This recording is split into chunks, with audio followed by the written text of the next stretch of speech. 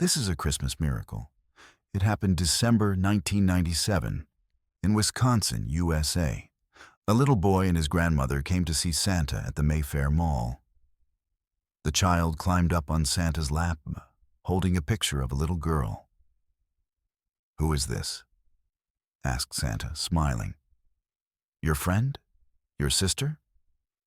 "Yes, Santa," he replied. "My sister Sarah, who is very sick," he said sadly. Santa glanced over at the grandmother who was waiting nearby. "She wanted to come with me to see you. Oh, so very much, Santa," the child exclaimed. "She misses you," he added softly. Santa tried to be cheerful to encourage a smile to the boy's face, asking him what he wanted Santa to bring him for Christmas. When they finished their visit, the grandmother came over to help the child off Santa's lap and started to say something to Santa, but stopped short. "What is it?" Santa asked warmly. "Well, I know it's really too much to ask you, Santa, but the girl in the photograph, my granddaughter, well, you see, she has leukemia and isn't expected to make it even through the holiday," she said through tear-filled eyes. "Is there any way, Santa, that you could come to see Sarah? All she's asked for Christmas is to see Santa." Santa blinked and swallowed hard and told the woman to leave information with his elves and he would see what he could do. What if it were my child lying in that hospital bed dying? He thought with a sinking heart. It's the least I can do. That evening, without a second thought, he left for the children's hospital where Sarah was staying. After finding Sarah's room, Santa quietly peeked in through the half-closed door and saw little Sarah on the bed.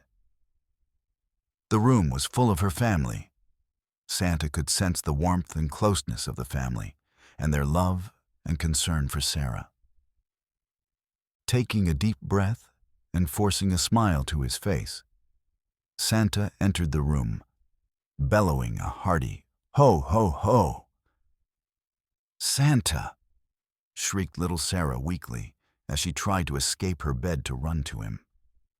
Santa rushed to her side and gave her a warm hug. Sarah gazed up at him with wonder and excitement. Her skin was pale and her head had bald patches from chemotherapy. But all he saw when he looked at her was a pair of huge, blue eyes that melted his heart. One by one, the family crept quietly to the bedside, gratefully whispering "thank you" as they passed. Santa and Sarah talked on and on. She told him all the toys she wanted for Christmas and about what a good girl she's been this year. Santa wanted to pray for Sarah and asked for permission from the girl's mother. Then the entire family circled around Sarah's bed, holding hands. Santa looked intensely at Sarah and asked her if she believed in angels. "Oh, yes, Santa, I do," she exclaimed. "Well, I'm going to ask that angels watch over you," he said. Laying one hand on the child's head, Santa closed his eyes and prayed. He asked that God touch little Sarah and heal her body from this disease. He asked that angels attend to her, watch, and keep her safe. And when he finished praying, still with eyes closed, he started singing softly. "Silent night, holy night. All is calm, all is bright." The family joined in, still holding hands, smiling at Sarah, and crying tears of hope, tears of joy for this moment. When the song ended, Santa sat on the side of the bed again and held Sarah's frail, small hands in his own. "Now, Sarah," he said firmly, "you have a job to do, and that is to focus on getting well. I want you to have fun playing with your friends this summer, and I expect to see you at my house at Mayfair Mall this time next year." He knew it was risky proclaiming that to this little girl who had terminal cancer, but he had to. He had to give her the greatest gift he could, not dolls or games or toys, but the gift of hope. "Yes, Santa," Sarah exclaimed. Her eyes shone brightly. He leaned down and kissed her on the forehead and left the room. Sarah's mother and grandmother slipped out of the room quickly and rushed to Santa's side to thank him.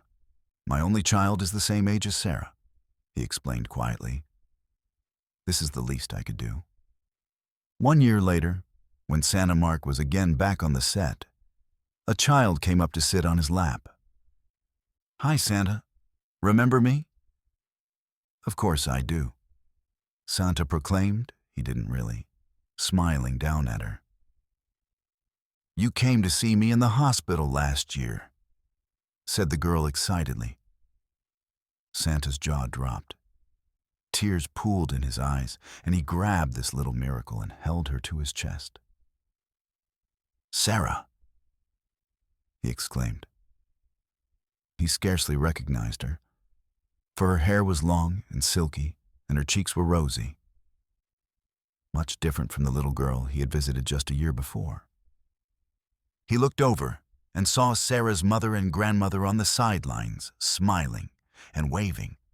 That was the best Christmas ever for Santa Claus. He had witnessed and been blessed to be instrumental in bringing about this miracle of hope. This precious little child was healed, cancer-free, alive and well. He silently looked up to heaven and humbly whispered, "Thank you, Father. 'Tis a very Merry Christmas." And that's why Santa is real. Not because we once believed in him as children, but because deep down, we still believe in something greater. That goodness is alive, that angels walk among us, and that there are always gifts waiting for those who keep striving to be better. Hope and faith, they are powerful, beyond measure. When we hold on to them, they don't just change us. They spread to others. They give strength to the weary. They breathe courage into the brokenhearted. And so this Christmas miracle reminds us, never let go of your hope. Never stop believing in goodness. Because when we do, miracles can happen. And perhaps the greatest gift of all is not what we receive under a tree, but the light we pass on to one another, year after year.